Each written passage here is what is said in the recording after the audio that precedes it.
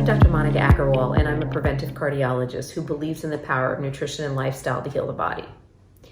A friend of mine called me, a dear friend of mine called me the other day, and he said, well, look, everything's going so well for you. I see you all over social media, and everything looks great.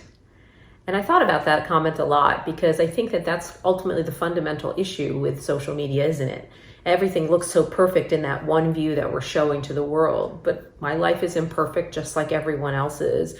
I've dealt with issues with my joints recently. I've had trouble with anxiety. My daughter broke her ankle. I've had struggles at work. And so I think that so much of the time we see one view of a person and it's not that view. And we have to remember that life is imperfect for all of us, and to focus on all of the good for sure, but to also appreciate that everybody's got stuff and everybody you're seeing on social media has stuff too. And we just have to kind of remember that everybody's human and life is imperfect, but we're going to be okay.